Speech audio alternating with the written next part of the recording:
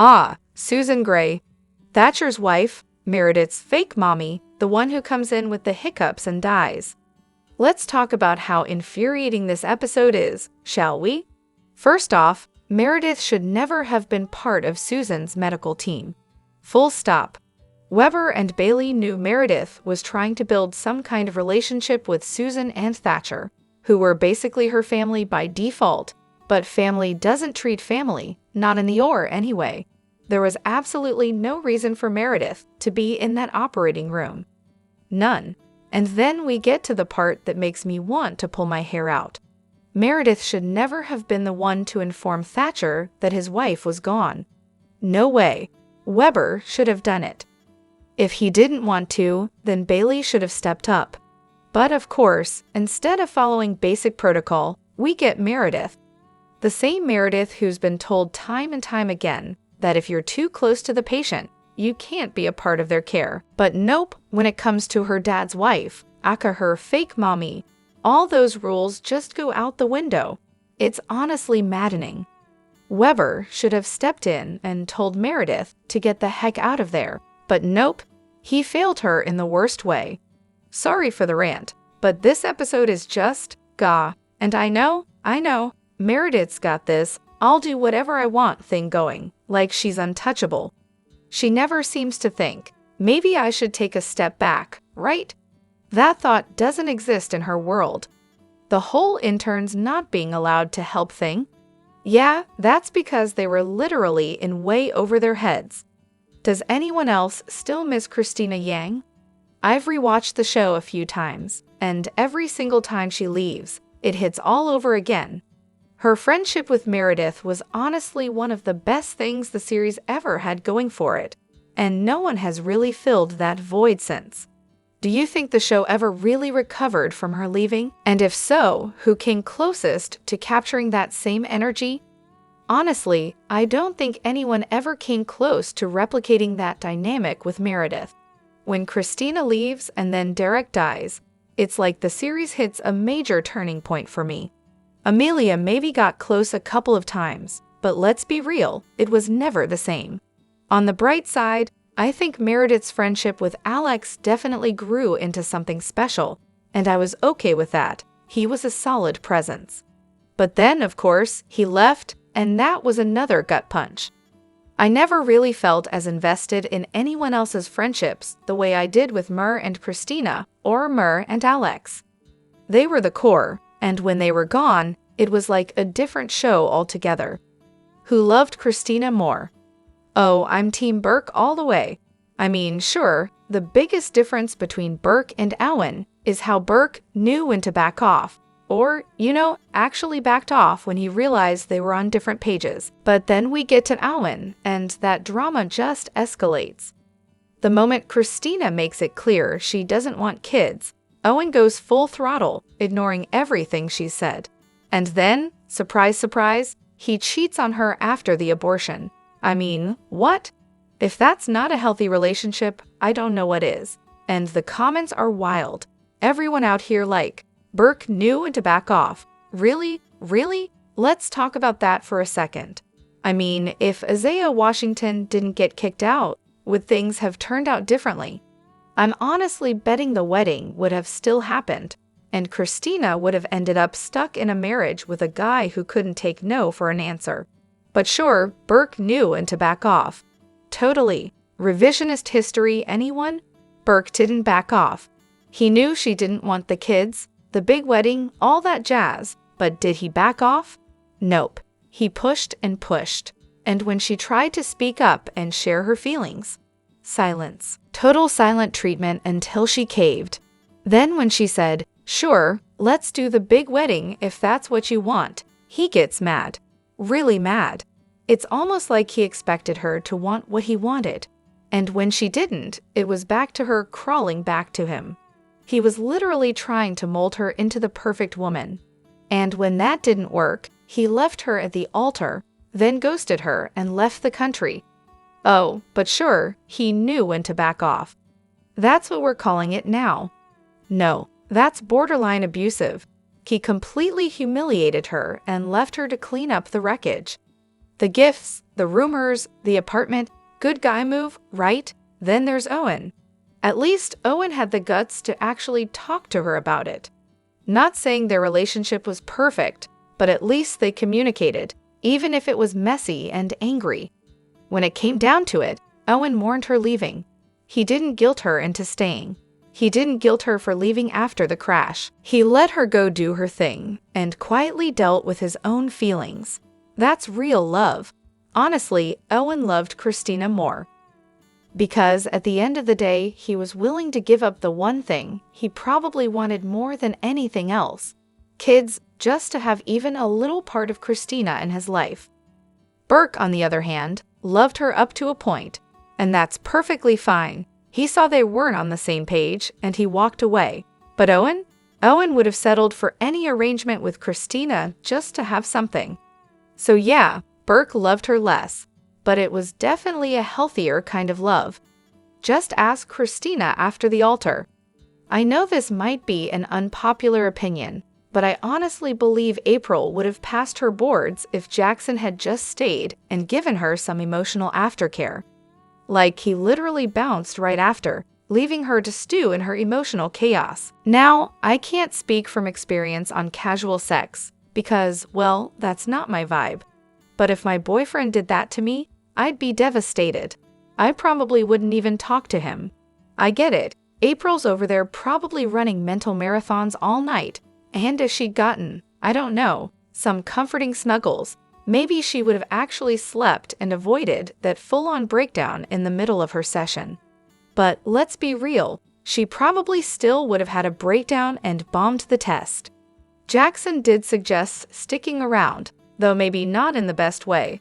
Okay, fine, not remotely in the best way, but she told him to leave. The real issue here was deeper than just a failed exam. This wasn't just about casual sex for April. It was about breaking a huge moral foundation in her life.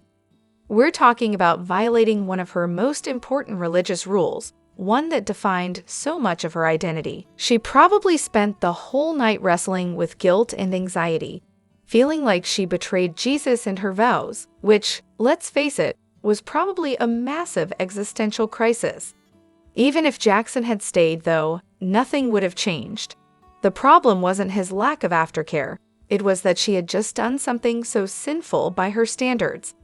No amount of postcoital cuddling would have erased that guilt and shame she was carrying. It was never about Jackson's actions. It was about the fact that her entire upbringing had taught her to see sex through a lens of purity and sin. Jackson couldn't fix that. So yeah, the only way she could have avoided the breakdown was by not putting virginity on a pedestal in the first place. But once that moral line was crossed, there was no turning back from the guilt trip she'd already put herself on. So I'm on my millionth rewatch of Grey's, and I just hit the episode where April and Jackson give birth to Samuel. I mean, this episode is devastating, obviously, but let's be real, it's also infuriating. The baby has type EOI, and the whole reason April agrees to have him early and let him die naturally is because his bones are literally breaking in the womb, and he's in pain. Fine, that's heartbreaking, but here's the kicker. Why in the world would they go through with a vaginal birth where guaranteed bone breaks are part of the deal? Instead of just doing a C-section to spare the poor kid some trauma, they go for the method that's just going to cause more pain and damage. They're doctors, for crying out loud. They should have known better. And honestly, Herman should have known better too. Now, it's been a while since I saw the episode, but let's clear this up. A C-section is not just a quick, oh, let's get the baby out situation. It's major surgery, abdominal surgery, and yes, it carries risks. It's tragic for the baby, sure, but a C-section is sometimes necessary because it can reduce even greater risks, including trauma during birth. Why not minimize the harm where possible? But no, they just had to go for the vaginal birth, making the whole thing even more unnecessarily brutal. And okay, if we're talking TV tropes, let's address private practice for a second. Sorry for the spoiler, but you've been warned. Amelia has a baby with a major brain defect, and it's just a disaster from the start. Yeah, it sounds harsh, but the way the show handles it is kind of the same logic they're applying here. It's a doomed situation, no way out, but that's TV for you. They need the emotional gut punch. Having April go through the physical agony of a vaginal birth while knowing her baby's already dying, that's the impact they want. In a way, they're using the birth trauma to create that cathartic moment, the one that really gets to the audience. It's not about what's medically sound. It's about making sure the viewers feel that extreme emotion, no matter how messy or problematic it might be. It's drama for the sake of drama. So let's talk about Lexi Gray, the upgraded Izzy Stevens. I'm sure no one's ever made this comparison before. Shocking, right? But seriously, as I've been rewatching Grey's Anatomy, it hit me how strikingly similar they are. Socially awkward? Check. Empathetic to the point of making you cringe? Absolutely. Their Meredith dynamics? Almost identical. But here's the kicker. Lexi's like Izzy, just without the depth. Lexi, bless her heart, is this perky, cheerful, socially awkward ball of empathy. She looks like the perpetual little sister. And then there's Izzy, cheerful and empathetic, sure, but it's like that kind of fake cheeriness that comes from years of life slapping you around. Lexi was just, well, naive. And let's be honest, she looked like a kid next to Izzy. Now, the real fun happens in the episode with the high school kid and the pencil in his eye. Lexi's there rambling about how she was prom queen and valedictorian and, totally can't relate to lonely kids. Meanwhile, Izzy's out here, drawing on her own troubled past, teen pregnancy, isolation, giving up her baby to survive. A bit more real-world experience, don't you think? Lexi's perky because she grew up in a sunshine and rainbows world. Izzy, on the other hand, was raised in a world where you paid your parents' bills, had an alcoholic father, a flaky mom, and, oh yeah, had a teenage pregnancy that ruined your life. But hey, if putting on a bright smile was what kept her sane, who can blame her? Hot take, I've never liked George. He was basically the king of playing the victim, with a male ego so fragile it could have shattered at a gentle breeze. His relationship with Callie? Ruined. Not because of anything she did, but because of his female roommates, who he drunkenly hooked up with. Classic case of the nice guy trope, but in reality, he's kind of a mess. Honestly, the whole fragile male ego thing was so weird to me. I kept waiting for them to pull a he's actually closeted twist. But nope, they just let him be this whiny, self-centered character. And don't get me started on how he treated Callie. She was one of the few women who actually saw him and respected him, yet he let Izzy, who was downright vicious toward Callie, say whatever disgusting stuff she wanted, and he just sat there, letting it slide. I totally get why people dislike George, but what I can't wrap my head around is how people can hate on George, but worship Alex, who, let's be real, was the worst for the first 6 seasons, although sure, he had a few redeeming moments. George's whole thing was that he was this pathetic, weak guy who wanted to do good, but was too immature to handle his own issues, so he blamed everyone around him. Not exactly a lovable trait. And when I see people online saying George's death was the hardest for them, I'm just sitting here like, really? I don't miss him at all. The only memory of him that makes me chuckle is when he was taking care of Ellis, who didn't even know Meredith and thought George was Thatcher. He was so confused, and honestly, it was a little hilarious. But that's about it. I'm rewatching Grey's Anatomy on maternity leave. The first time I watched it, I was 18, and now I've been hooked for 20 years. So yeah, things hit differently now. I'm up to season 6, episode 15, and let me tell you, I've changed. There are moments I didn't fully appreciate back then, and now they have me looking at characters in a whole new light. Bailey was my absolute favorite. When I was younger, I was terrified of her. She was such a force. But over the years, I've come to appreciate her even more. She's the ultimate boss, but she still has a heart, and that combo is just everything. Christina, wow, I totally get the hype now. I used to think she was cold as ice, but looking back, I completely missed how emotional she is. Like when George's dad dies, or when she talks to Owen about how Burke took a piece of her. She didn't even realize it until it was too late. It's kind of heartbreaking. Teddy, though, sigh, she's stunning, but she drives me nuts. She's one of those characters that I just can't warm up to. That said, credit where credit's due. Her ability to put aside her feelings to teach Yang? Impressive. Mark Sloan? Oh my god, I adore him. Seriously, his storyline hit me way harder this time around, especially after becoming a mom. It makes so much more sense now. Richard, though, wow, I never realized how much of a meddler he was, especially with bringing Addison on in season 1. His relationship with Meredith is beautiful, though. That scene where he apologizes to her gets me every time. His mentorship of Bailey is another highlight. Meredith, bless her, she's been through so much trauma, and the fact that she actually sought therapy is huge. Her growth over the seasons is inspiring, especially how she starts to love Lexi. Owen, I've never hated him. People give him a lot of grief, but I think early season Owen and Christina had some serious chemistry. Plus the fact that he also went to therapy, big points from me. Derek, well, Derek's hair still distracts me, but the whole post-it note wedding, iconic. Alex's growth into Peds is another big character development moment. He's really come a long way. Ezzy, her hallucinations storyline. Hated it when it first aired, but on rewatch, I kinda get it. She's not my favorite, but considering where she came from, she did achieve a lot. George, though, he was a great character in the beginning, but they totally dropped the ball on him later. I mean, come on, Izzy and George's relationship? A train wreck.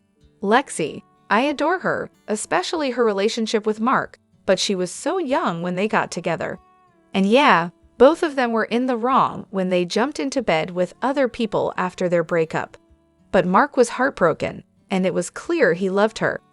Callie, oh boy, I couldn't stand her early seasons, but her friendship with Mark is too cute.